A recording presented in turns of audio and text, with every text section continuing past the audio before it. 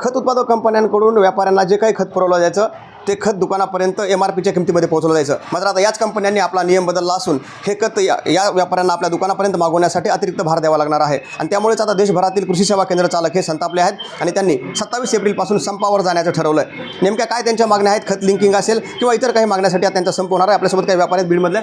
दादा, काय मागणी आहे तुमची, नेमकी कशासाठी तुम्ही संप पुकारताय? आमची मेजर ज्या मागण्या 2 मागण्या आहे. एक तर आम्ही पॅकिंगमध्ये मटेरियल आणतो, पॅकिंगमध्ये विकतो. जे सरकार ज्या कंपन्याला त्या व्हरायटीला विकण्यासाठी परमिशन देतं तेच बियाणं किंवा औषधे आम्ही आणतो आणि ते शेतकऱ्याला विकतो. त्याच्यामध्ये कुठेतरी क्वालिटीचा इश्यू आला तर सरकार आम्हाला दोषी धरते. मला सांगा, ज्यावेळेस सरकारने त्यांना परमिशन दिली विकायची, ते जर मटेरियल आम्ही विकलं त्याच्यात व्यापारी दोषी कसा, हा एक आमचा प्रश्न आहे.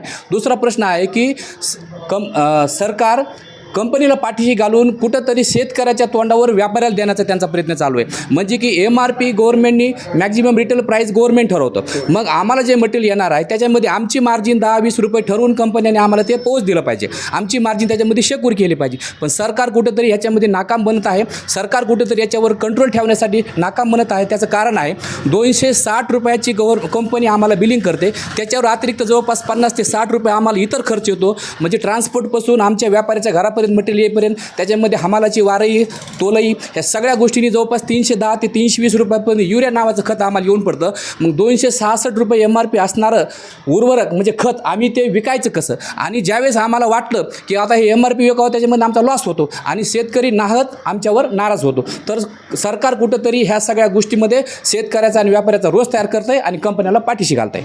तर याच्या कुठंतरी सरकारने तोडगा काढला पाहिजे आणि व्यापाऱ्याला न्याय दिला पाहिजे. याच्यासाठी आम्ही 27 तारखेला संपावर चाललो आहोत. मला सांगा, तुम्ही खत लिंकिंगचा एक विषय केला. आम्ही पाहतो की अनेक वेळा असं होतं की बऱ्याचदा दुकानदारावर, म्हणजे तुम्ही व्यापारी, तुमच्यावर आरोप केला जातो की तुम्ही शेतकऱ्यांच्या माथी लिंकिंगचं खत थोपताय. म्हणजे मला जर एखाद्या कंपनीचं खत घ्यायचं असेल तर तुम्ही काय करता की दुसऱ्या कंपनीचे 2 खतं मला विकता, असा आरोप नेहमी व्यापाऱ्यावर होतो. म्हणजे तुम्ही पण व्यापारी आहात, तर हे लिंकिंगचा प्रकार तुमच्यापासून आहे का, हे कंपनी तुमच्यावर लादत आहे? आमची खरी लढाई तर तीच आहे ना. आमचं जे बंद आहे त्यासाठीच आहे की प्रशासन, आम्ही तर प्रशासनालाच बोलणार. प्रशासन शेतकरी आणि व्यापारी, आमच्या कृषी विक्रेता आणि शेतकरी यांच्यामध्ये संभ्रम निर्माण करायला, शेतकऱ्याच्या नजरेमध्ये आमचा विक्रेता दोषी ठरवण्याचा प्रयत्न आणि हे काम हे प्रशासन करत आहे. प्रशासनाचं कार्य काय आहे की सदरील रासायनिक खताच्या कंपन्या त्यांच्यावर वाच कसा ठेवायचा. आम्ही 5 वर्ष झालं प्रत्येक वेळेस त्यांच्याकडे आमच्या विक्रेता संघटना असेल, आमचे ऑल इंडिया संघटना असेल, मापदा संघटना असेल, वेळोवेळी सदरील कृषी मंत्री असेल, ॲग्रिकल्चर मिनिस्टर असेल, संबंधित जिल्हा अधीक्षक असेल, यांच्याकडे वेळोवेळी ही होणारा अन्याय आम्ही मागणी करतो आहे, आम्ही तक्रार करतो आहे. परंतु हे प्रशासन कुठलंही ठोस पाऊल उचलत नाही आहे आणि शेतकरी आणि आमचे विक्रेत्यामध्ये भयानक संभ्रम तयार करून जसं आमचे मित्र लिंकिंग तोच सांगतोय की ही जी लिंकिंग आहे ही पूर्णपणे कंपनी ही करत आहे. कंपनी जर आमच्यामध्ये कॉम्पिटिशन लावत आहे, 5 विक्रेते तयार करतात, 5 विक्रेते म्हटले आम्ही लिंकिंग खत घेणार नाही तर ते कुठलं तरी आम्हीच दाखवून दुसरे 5 लोक तयार करत आहेत आणि कंपनी ही मनमानी कारभार चालू आहे. जे आवश्यक खत आहे जाणून बुजून त्या खतासोबत, रासायनिक खतासोबत कंपनी अनावश्यक वस्तूची लिंकिंग करत आहे. त्यामुळे आमचा विक्रेता भरडला आहे आणि नाइलाजाने जसे हे स्टिंगसारखे ऑपरेशन हे ते होतात, ह्यासाठी आमचा विक्रेता बळी पडत आहे. आमचा विक्रेता 10 रुपयासाठी निविष्ठा शेतकऱ्यांसाठी विक्री करतोय आणि त्यांच्यावर हा अन्याय होणारा ही संघटना आता कदापि खपून घेणार जाणार नाही. आज बीड जिल्ह्यामध्ये 20 ते 25 आमचे लायसन निलंबित झाले आहेत. त्यासाठी पण आम्ही प्रशासनाला विचारत आहोत की आमच्या विक्रेत्याची चूक काय आहे. तुम्ही जो लिंकिंग करतोय, जो या प्रवृत्तीला बळी करतोय, या प्रवृत्त्या तयार करतोय, त्यांच्याकडे तुम्ही कारवाई करत नाही आणि तुम्ही आमच्या किरकोळ विक्रेत्यावर कारवाई करताय. निश्चितच हा एक महत्त्वाचा मुद्दा मी सांगू इच्छितो की त्यांनी सांगितलं की खत लिंकिंगचा प्रकार आहे. आपण अनेक वेळा अशा बातम्या पाहतो की व्यापाऱ्यांनी खताचं लिंकिंग केलं, त्याच्यामुळे शेतकरी भरडला गेला, शेतकऱ्यांना जास्तीच्या किमतीनं खताची विक्री झाली. त्यामुळे कृषी विभाग याच व्यापाऱ्यांच्या दुकानामध्ये येतो, त्यांचं लायसन्स सस्पेंड केलं जातं, त्यांच्यावर कारवाई केली जाते. मात्र हे सगळं ह्या व्यापाऱ्यापासून नाही तर त्या कंपनीपासून सुरू आहे. त्यामुळे या कंपन्यावर सरकारचं कंट्रोल असलं पाहिजे, ज्यामध्ये व्यापारीच नाही तर शेतकऱ्याचं देखील मोठ्या प्रमाणात आर्थिक नुकसान होतं आहे. दादा, मागणी काय आता शेवटची? आमची एकच मागणी की कंपनी जी लिंकिंग करते ती करते होलसेलर दुकानदार करतो रिटेलरला. परंतु असंही ही जी चैन आहे हे कुणी सांगायला तयार नाही.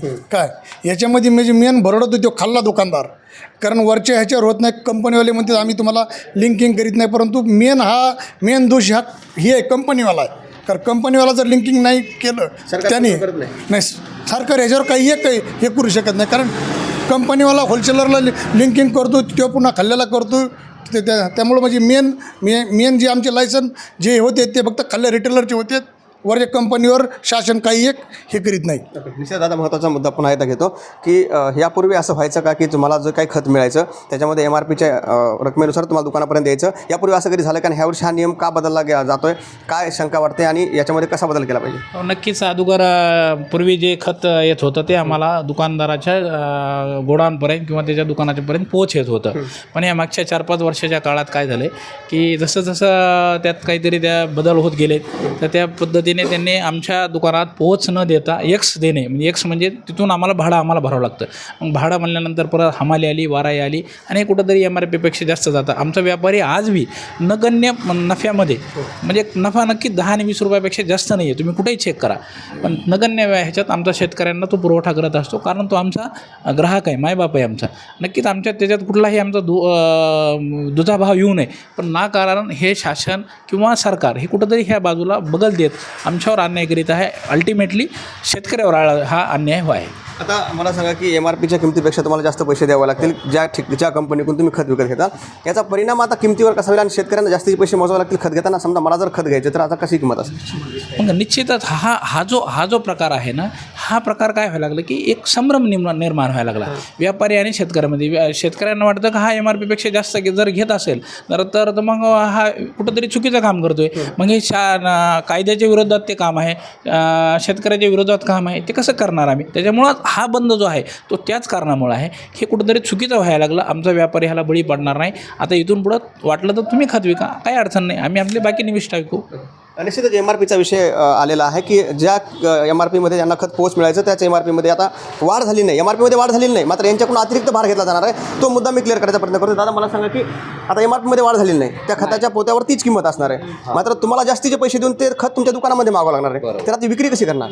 आता असं होतं की आम्हाला काय होतं, आमचा शेतकरी सांभाळण्यासाठी आमचे पदरचे पैसे त्याच्यामध्ये चालले. समजा आम्हाला 300 रुपयामध्ये जर एखादी बॅग आली असेल तर आम्हाला मजबुरीनं 260 रुपयाला विकावं लागले. म्हणजे त्याच्यात दुसरा जर तो शेतकरी आमचा कायम शेतकरी आहे, गृहीत धरा की एक शेतकरी किंवा तुम्ही आमचे कायम शेतकरी आहे, वर्षभर आमच्याकडून घेता, 20,000 रुपयाच्या वर्षात तुम्ही आमच्याकडून माल घेता, तर युरियाच्या 2 ते 4 बॅग तुम्ही आमच्याकडून घ्या, आम्हाला त्याच्यामध्ये पैसे घालावं लागायला लागले. कुठेतरी तुम्ही आमच्याकडून औषधं बियाणे घेता, त्यात आम्हाला 22 रुपये मिळणार, त्याच्यात आम्हाला समाधान मानलं लागतं आहे. म्हणजे कुठेतरी आम्ही भरकटलं जातो आहे. आमचा नफा जो आहे बिलकुल नफा धंद्यामध्ये राहिलेला नाही आहे. आणि सरकार काय म्हणतं आहे? सरकार म्हणतं आहे की आमचं काम व्यवस्थित चालू आहे. सरकारचं काम कुठे व्यवस्थित चालू नाही आहे. कृषी निवाष्टाला त्याने एकदम धारेवर धरलेलं आहे. कृषी निवाष्टाच्या विरोधामध्ये सरकार काम करत आहे. त्याने कुठेतरी आम्हाला न्याय दिला पाहिजे आणि याच गोष्टीसाठी आमचं हे आंदोलन आहे.